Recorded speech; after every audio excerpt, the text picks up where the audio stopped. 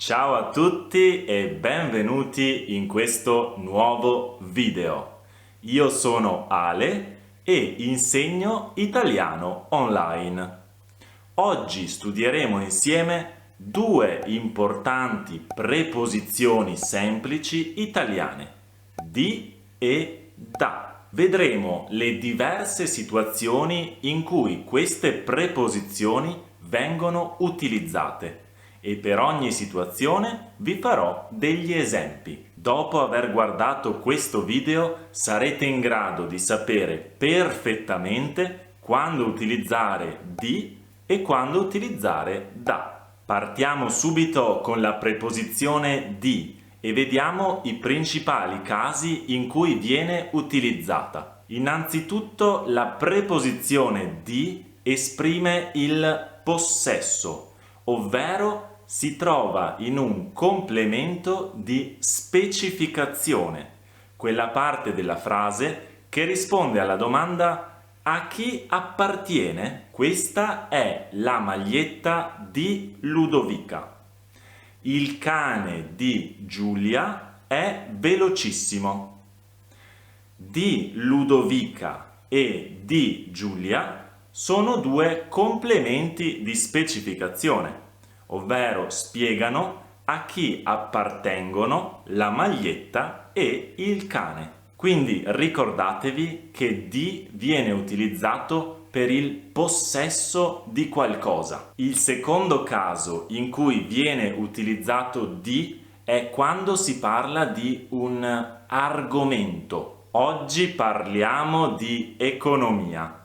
Domani ho due lezioni, una di matematica e una di fisica. Il mio consiglio, come sempre, è quello di non imparare a memoria tutti questi usi, ma di familiarizzare con essi ascoltando il video magari anche più volte. Il terzo uso della preposizione di riguarda il materiale. La bottiglia è di vetro.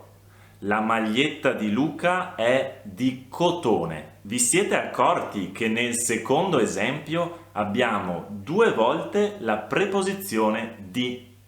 In un caso si parla del materiale, di cotone. Nell'altro caso si parla del possesso, di Luca. Di esprime anche l'origine. Sono di Milano. Sono originario di Venezia. Attenzione però a quando utilizzate il verbo venire. In quel caso la preposizione corretta è da. Vengo da Milano. Vengo da Venezia. Di si usa anche dopo un pronome indefinito, seguita poi da un aggettivo. Ad esempio, vorrei qualcosa di buono. Per me non è niente di nuovo. In questo caso utilizziamo di dopo i pronomi qualcosa e niente e prima degli aggettivi buono e nuovo. Di si usa anche per esprimere l'età. Una ragazza di 18 anni. Hanno trovato il ladro.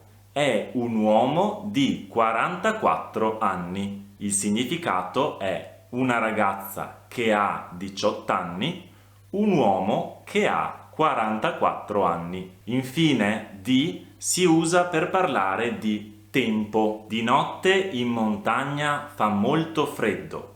Di giorno sono sempre pieno di energie. Prima di passare alla preposizione da, vi chiedo di lasciare un mi piace al video se vi sta piacendo. In questo modo aiuterete molto il mio progetto. Grazie. Vediamo adesso quando si può usare la preposizione da e partiamo con il moto da luogo. Sono appena arrivato dalla stazione.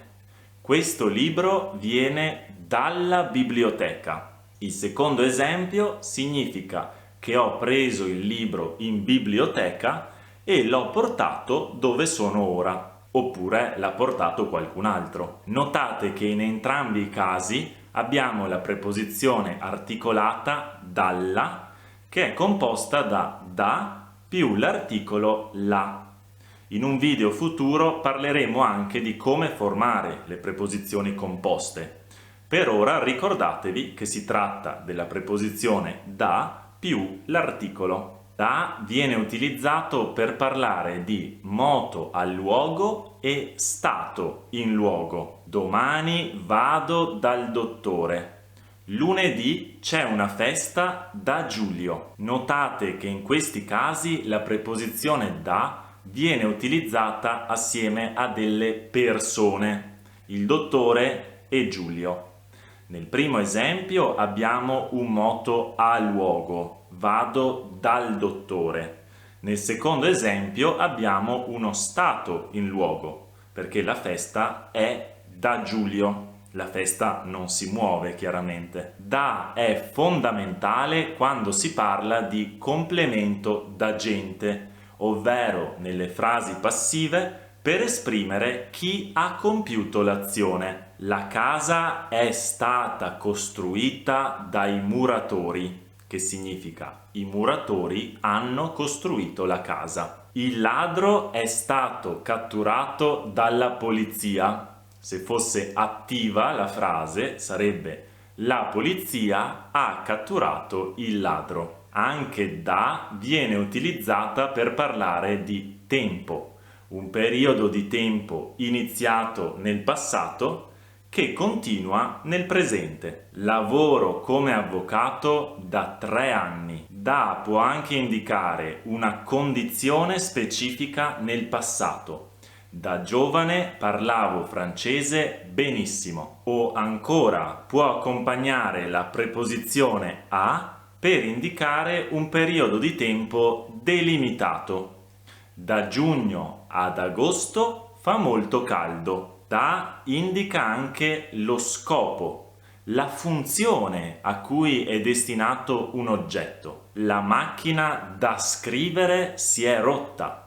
Queste scarpe da ginnastica sono fantastiche. Anche da la troviamo dopo un pronome definito, prima però di un verbo. Si usa quindi quando un pronome indefinito, niente, qualcosa, molto, è seguito da un verbo. Oggi non c'è niente da fare, che significa non c'è niente che possiamo, che dobbiamo fare. Non c'è nulla da mangiare in questa casa. Ci siamo. Vi consiglio di riascoltare il video più volte per fissare bene l'uso di queste preposizioni. Se volete sostenere il mio progetto ed avere la spiegazione scritta dei miei video, più giochi, esercizi, letture, canzoni italiane, date un'occhiata alla rivista Ital Magazine